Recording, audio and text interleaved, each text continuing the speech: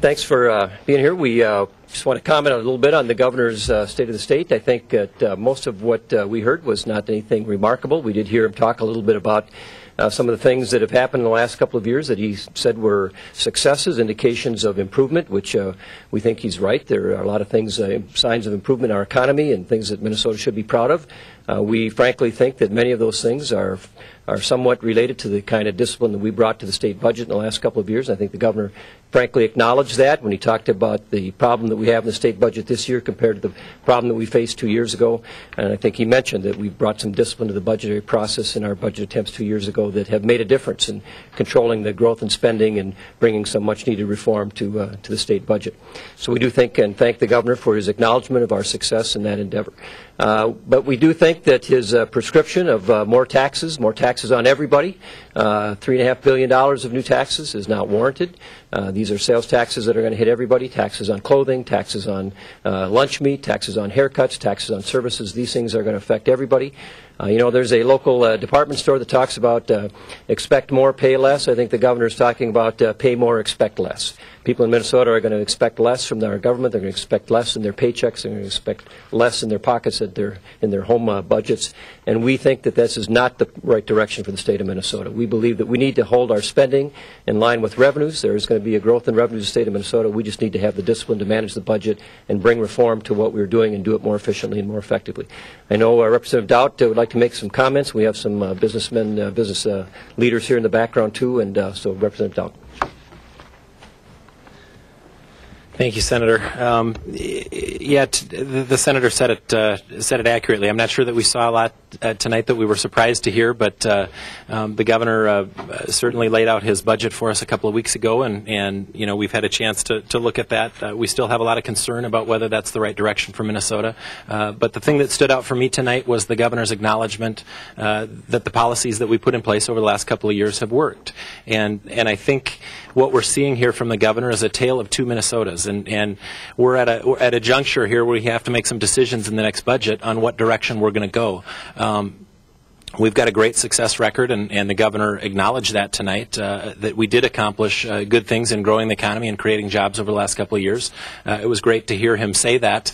I think he probably took a little bit of a liberty taking some credit for that, and I wonder if he forgets that it took 20 days of a government shutdown to get him to come around to those policies. But here we are, and we get to make some decisions moving forward. My commitment is that Republicans in the House, and I believe that Senator Hann agrees, that we're ready to roll up our sleeves and get to work. And our commitment is to grow the economy and create jobs. And we feel that the policies we put in place over the last couple of years will do that. And the tax policies that the governor has proposed for the next couple of years will do exactly the opposite. And we feel that we need to have a tax policy in the state of Minnesota that promotes job creation and economic growth. So with that, also I'd like to point out that we took a little different direction tonight, and you see some people standing behind me here. One of the things that we decided we wanted to do was to invite job creators from our districts to come and sit with us on the House floor and listen to what the governor had to say in his proposals. And we also did a little listening session. For an hour before the governor's speech, we had I think 40 to 50 job creators from all over the state of Minnesota talking to us about what we can do to create jobs in Minnesota. And I think that's what we need to do more of in St. Paul.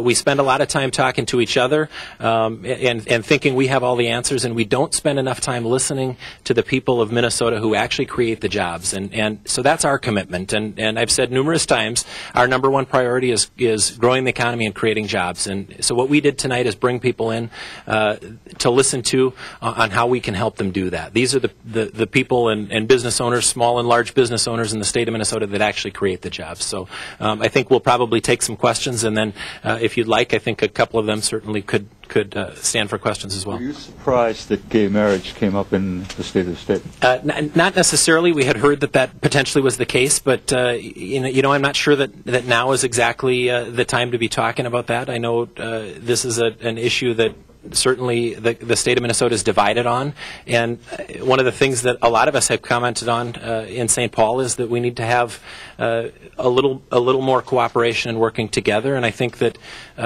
we really need to be focused on the budget and growing the economy and creating jobs. We feel that that's what is good for all Minnesotans, and that's what all Minnesotans can agree is what we should be working on in St. Paul. So we hope we can work together on those things and really make that our number one priority. I know out on the campaign trail, everybody says that what we need to do is grow the economy and create jobs. Here's our opportunity, and we're, as I said earlier, ready to roll up our sleeves and get to work to do that.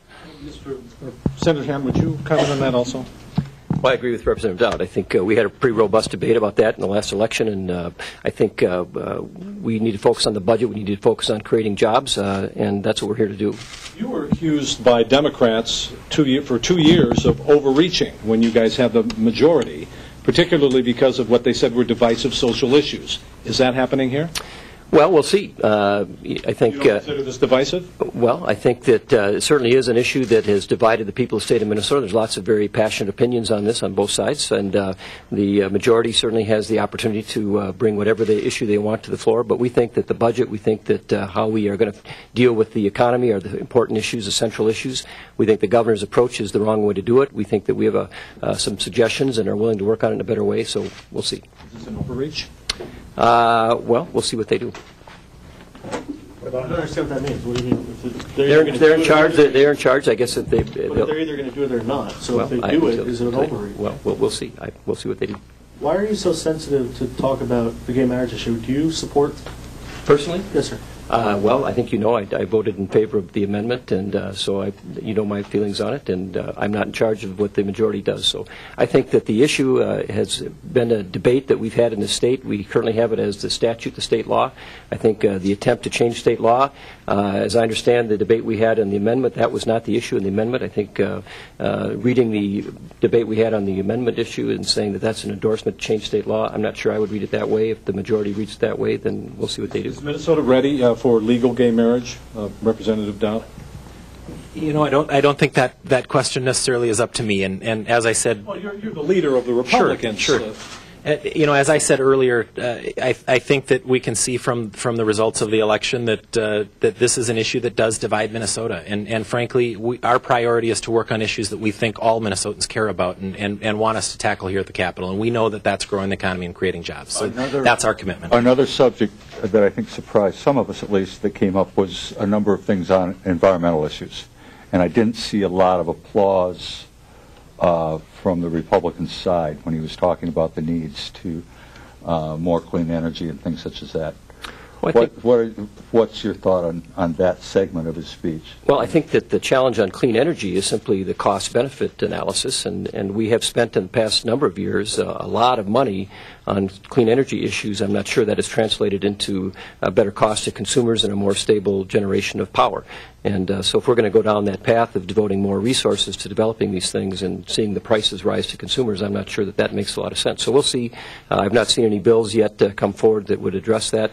But I think, to me, it's one of those things that you have to be very cautious about. We've seen at the national level certainly a lot of federal dollars going to subsidizing so-called clean energy projects that have turned out to be, frankly, scams. And I think we need to be very cautious about that. Do your caucuses intend to produce your own budget alternative plan? We're not going to produce in the Senate a separate budget, but we are looking at presenting what I would call a framework of just an alternative structure that we think makes sense, and there's no secret about it. We've been talking about it in the last number of weeks as the governor has come out with his proposal. There is going to be additional revenue that's going to come into the state. We think that if you look at that revenue and you look at the kind of budget shortfall that we have, can we manage that without raising taxes? Yes, we can, and we're going to have some at least structure to do that. Could you address that, Representative Daudt, as well? An alternative budget proposal from House Republicans? You know, we as well are not necessarily planning to put out our own budget proposal. We really are committed to what I've said all along, which is we're going to roll up our sleeves and get to work with the Democrats on something that we hope will be a bipartisan budget that we can move forward. And you know, what the governor talked about tonight was taking credit for something that, yes, we did do together over the last couple of years, but we hope we can continue those policies because we believe that, as I said, you know, Minnesota's economy is improving, but it's a fragile recovery, and we think the drastic changes that the governor has proposed in his tax policy don't promote the kind of economic recovery that I think all Minnesotans want to see. And you know, I think it's a good thing, and Minnesotans having better paying jobs make a lot of problems go away. So we think that's something that's good for all Minnesotans, and it's something that we're committed to. One of the more unexpected things the governor said repeatedly was that tax cuts actually hurt the state's economy, and then he mocked Wisconsin and Wisconsin job growth and Wisconsin unemployment. Will you address that? I heard that too, and I found that remarkable. I think his quote was that tax cuts cause recessions. And I'd like to see if there's any economists out there that would care to come forward and validate that, I'd like to meet you, but I don't believe that that's the case. I think that's completely a made-up statistic. I think that there have been a lot of things that you could argue have contributed to the recession, but I don't think tax cuts is what contributes to the recession. I think it's pretty clear from our reading of this that what we have in the state is a propensity to overspend. And when we're talking right now, as the governor is talking about increasing spending by 8%, when we're looking at an economic growth rate of far less than that, I think that's the problem we should focus on. Do you think he made a big point on education, how we have fallen behind, particularly I think in higher education? Do you buy his stats that this is the first time since 1980-81, I think, that we've actually cut? And where does that fit with the job producers? Well, we hear every year how we cut spending, so I think it was remarkable that he said this is the first time it's actually happened. So I don't know what to believe at this point. I haven't seen those numbers, but I would say this, that we do know that spending in higher education has grown at a faster rate, inflation adjusted, than anything, including health care. And we spend a whole lot of time talking about how we can cut back on health care spending and cut back on the growth of spending in health care. But there's not nearly that same focus when we talk about spending in higher education. And I don't think that we have spent any time getting at what are the drivers in higher education spending. And I did have a meeting with the president of the university, and we talked about this very thing. And I challenged him. When we have these escalating tuitions that, frankly, no one can afford, there's no middle-class family that can afford the actual cost of a year of education at the University of Minnesota. What is driving that, and what can we do to really bring that cost of a year of higher education in line with what most people can afford? And it's not just subsidizing it more heavily by more tax dollars going to the university. So I think there is a problem there that I don't know that is solved by just simply adding more money into the budget of the state, of the university. With your job providers in roundtable situations, how high a priority is the educated workforce? Well, I think everybody agrees that having an educated workforce is an extremely high priority. But what's not clear is if you add more money, you get a higher educated workforce. I don't think that is clear. And if you look at what we spend in K-12 education, I don't think there's clarity at all when you look at what we spent in this nation on K-12 education and looked at graduation rates, test scores, and so forth. There's not a one-to-one relationship between spending money and seeing increased performance. What do you think of the unsession and even years? The unsession? Well, I don't think that's a bad idea. I think a lot of us on the Republican side have talked about maybe even going back to sessions every other year. I think there was a few members of our caucus a couple of years ago that were talking about that. So you're one-upping it. I'll see your unsession, and we'll have sessions go to no every session. Right. Yeah. So, I don't know. That might not be a bad idea to think about what can we undo. Maybe the first thing we'll have to undo next year is the tax cuts if he gets through with them. I don't know. But the tax increases if he gets them through. But hopefully we won't have to do that. Do either of you support the Mayo Clinic plan that's going forward? I can take that one. I actually signed on this week as a co-author, and I think that these kinds of projects are things that I think are great. I'm not sure that I'm 100% comfortable with the funding source on it, but hopefully we'll work through that. But this is a project that's, potentially $3 billion of private investment over the next 20 years.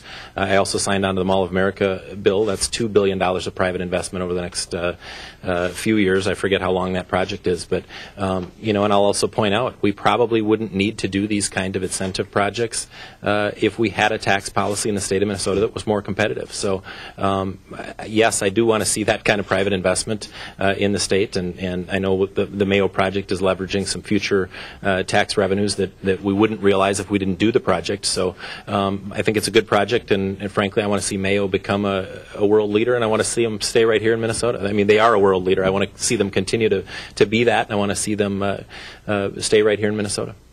Senator Hann, do you support it? I am meeting with the folks from Mayo, I think, next week, so I have not seen the detail of the bill. So what I've heard, I don't disagree with the concept, I guess, in the sense of trying to leverage private investment. I think the Mayo is a great asset to the state. I think that anything that we can do to encourage private investment in the state is a good thing. I agree with Representative Daudt. I think that we need to do more to encourage broader investment across the state, but I haven't seen the detail of the bill.